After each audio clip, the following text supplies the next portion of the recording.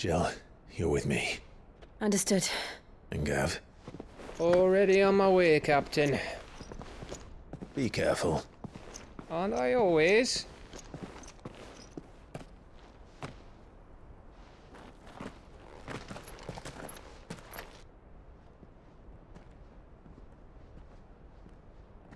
Do you see that, Sid? Your protege's making a proper little outlaw of himself.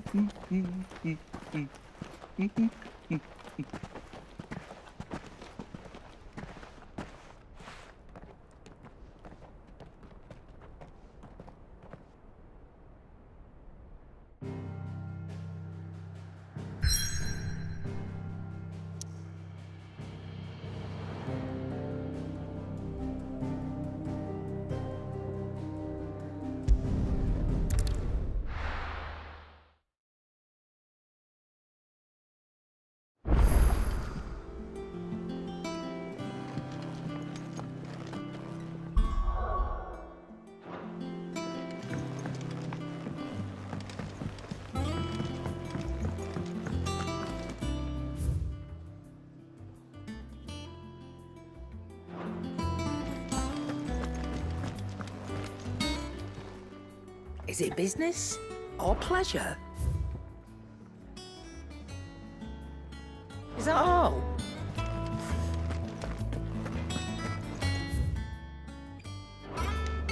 He cracked the crystal too? You're joking.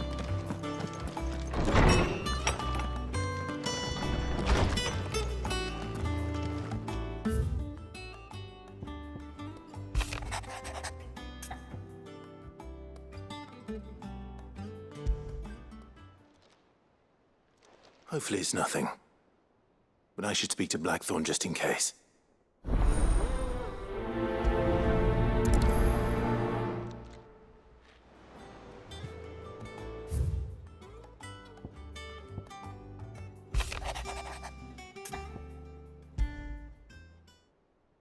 What could be wrong with Torgor? He seemed well enough when I last saw him.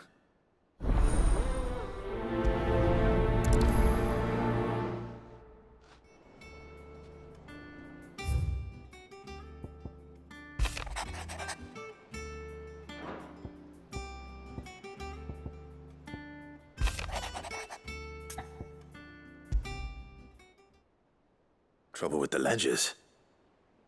Shouldn't he be asking Otto for help?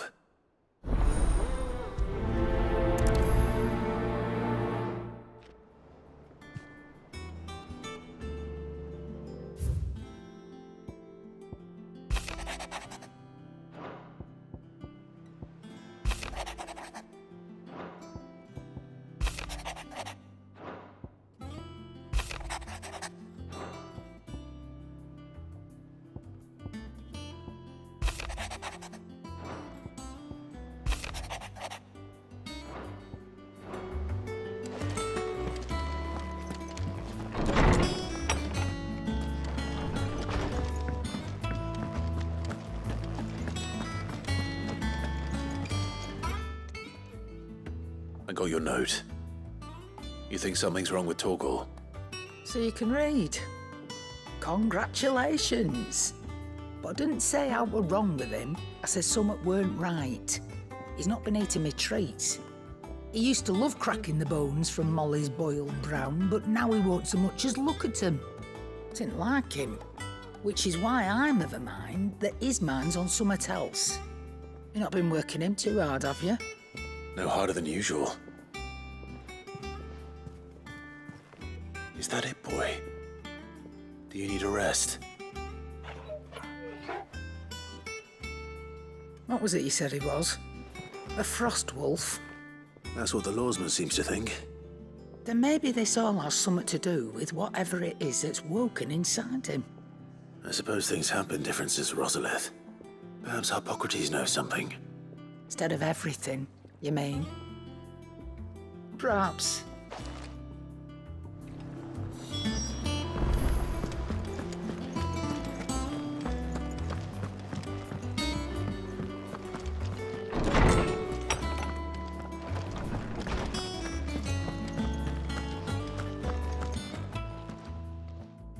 Lawsman, I need to ask you about Torgal. Something's not right with him. He isn't ill, is he? I don't think so. But according to Lady Karen, he seems to have lost his appetite, which is certainly a new development.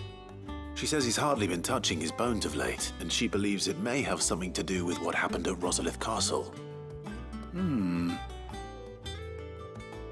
rather think she might be right, though not about his appetite. All canids are instinctively inclined to crack open bones for the rich marrow that resides within, and I see no reason why a frostwolf should be any different. Accordingly, I suspect it is not a lack of appetite that afflicts Torgal, but a surfeit of it. If we assume that his newfound magics require additional nourishment to sustain, it may well be that the bones Lady Karen is accustomed to providing are no longer sufficient. Frostwolves, after all, habitually prey upon far larger animals, whose bones may yield altogether different nutrients. As to where one might find a suitable substitute, some antelopes that graze the meadows of eastern Rosaria have been known to grow to a size more than double that of their lesser cousins. I don't recall ever seeing any that large. And little wonder. The oldest and largest such creatures rarely leave the safety of the highlands for fear of predators. The last elder antelope sighting I recall hearing about took place near Cressida, and that was long before the village was abandoned. Even so, it seems like a good place to start.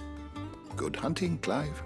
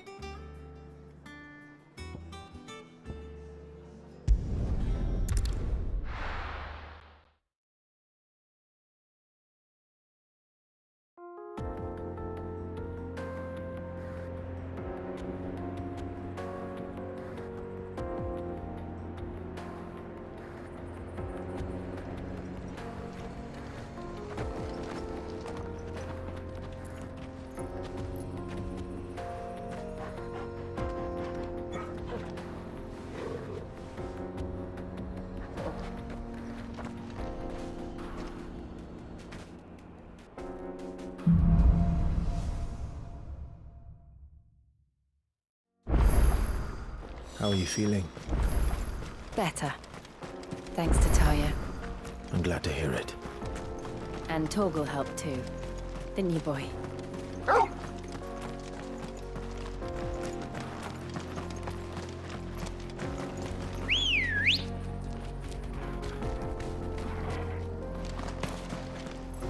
Ready, go? Fly, Ambrosia!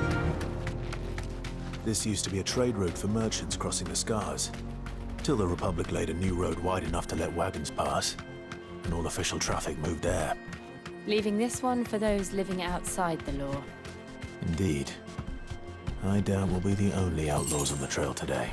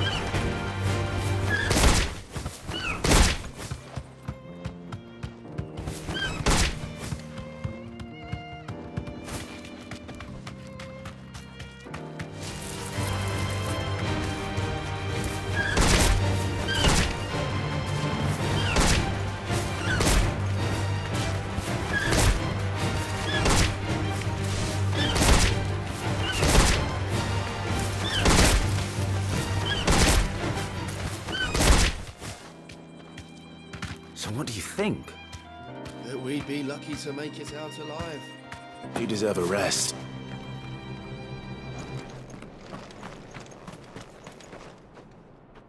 Really? It's as bad as that? Oh, aye. There's trouble up ahead. And too much of it for us to handle. I take it there's danger on the road.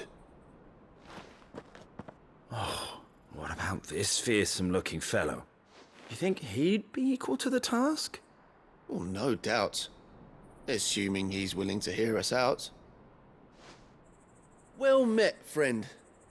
My brother and I have been tasked with finding a merchant's missing cart. You seen it by any chance? How does a merchant misplace his cart? Oh, the man's a coward. When he thought goblins might come a-snarling, he ran, leaving his livelihood abandoned in the pass. He sent the two of us to fetch it, but it's gone. Now, I'm not much of a thinker, but I know the work of thieves when I see it. My brother's right on all accounts. And by my estimation, the bastards are lying in wait just down the road. We may have seen our share of action, true, but we've not got the skill in arms to boldly brave an ambush. You, however, have the look of a man who needn't fear a band of backwater ruffians. What do you say?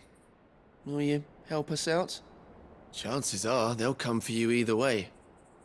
But if you promise to lend us a hand, at least you'll pocket a reward for your troubles. Well, if I'm going to have to deal with them anyway. You've clearly got a fine head on those broad shoulders. We're lucky you came along. Now, hoping to make a heavy purse in Bocklad, our merchant friend loaded his cart with as much as it would carry. Reckon he won't be forking over the rest of our fee if we don't find those goods. So, while you're seeing to those bandits, you keep your eyes open. All right. Just don't expect me to drag the cart out of there myself. No. You can leave the cart to us. You just put an end to those bandits and point us in the right direction. You do that, we'll take care of the rest.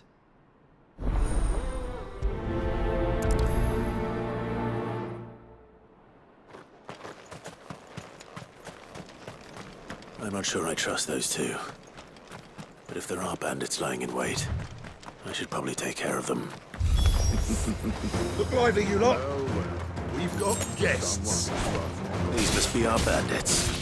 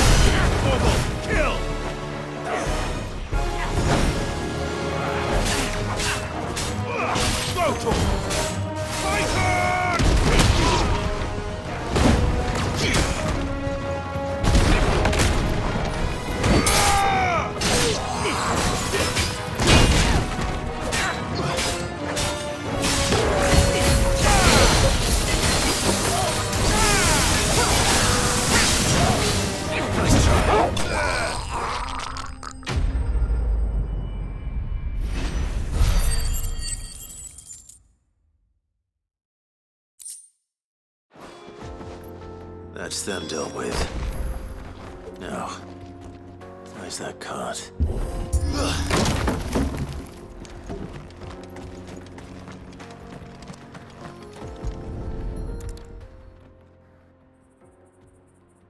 Getting all of this out of here will be a nightmare. Seems we found ourselves the right man for the job, wouldn't you say? Found the cart and didn't leave a single bastard breathing. Our merchant friend will be delighted. And how exactly will he be getting his goods out of here? You leave that to us. After all, it'd be wrong to make such a fine warrior haul cabbages to market. You've done your part. And that's all you need to worry about. Here.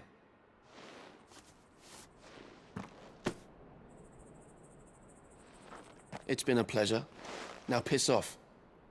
There's no need to be so rude, brother. What if we want his help again next time?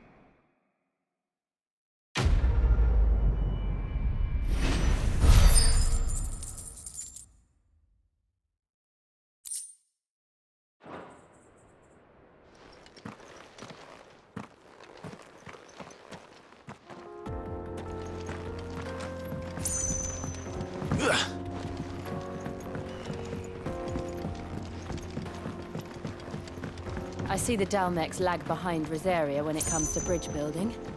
The fallen ruin should hold, at least. The path continues on the other side.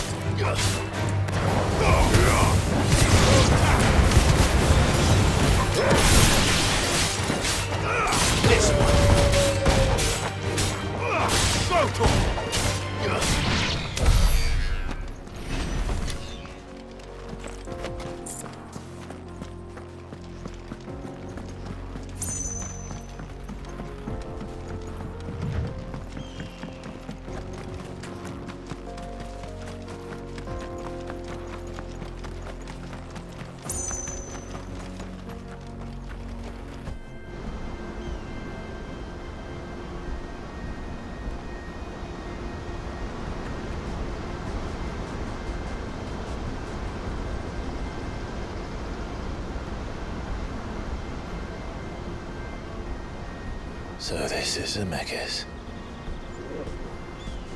The land of the gods. It's even more impressive than I imagined. I remember being captivated by the story as a child.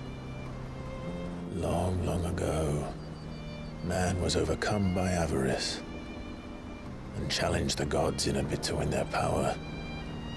The final battle took place here, at these falls. Or so the legend goes. If anyone ever manages to plumb those depths, perhaps we'll learn if there's any truth to the tale.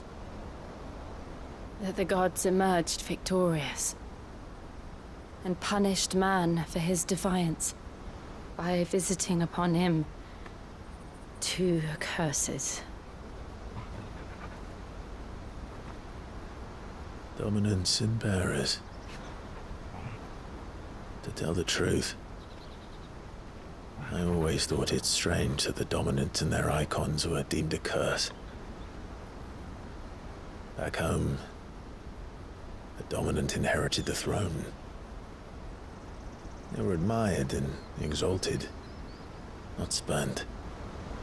Whenever I got to that part of the story, I always assumed there must be something I'd misunderstood. You had a lot of storybooks, didn't you? In your room, I mean. When we were young. The old legends were always my favorites. Epic battles between gods and men. Father encouraged me to read as much as I could. He thought it good for my education. You really were a boy like any other, weren't you?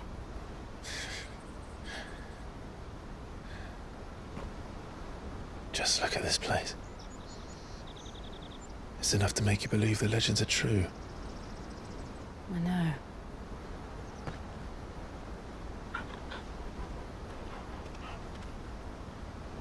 We're not far from Boklad. The road will be busier up ahead. Then we'll have to keep our wits about us.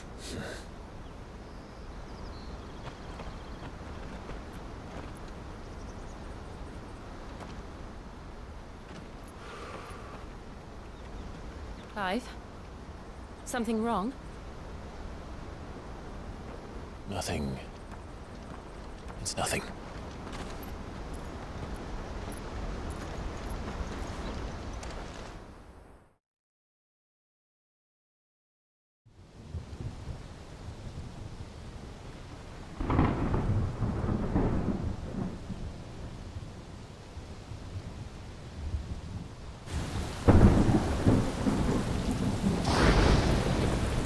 I see the reports are true, Father. You have surrendered the throne to Olivier. I have. Emperor Olivier shall rebuild the Holy Empire of Sambrec.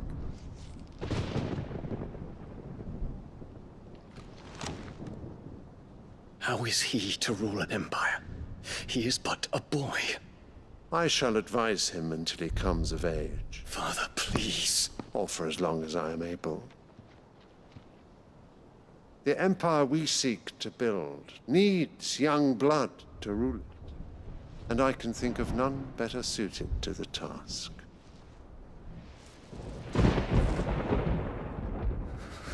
There is other news, Dion. Hugo Kupka is dead, and Drake's Fang destroyed. The pillars of the Republic have fallen. Ere long, the Imperial banner shall fly over every city in Storm. And then Valisthea. All shall bow before their Emperor. Father, these are the words of a tyrant. They are the words of a god. The Emperor whom I gladly serve. Great Grieger, made flesh.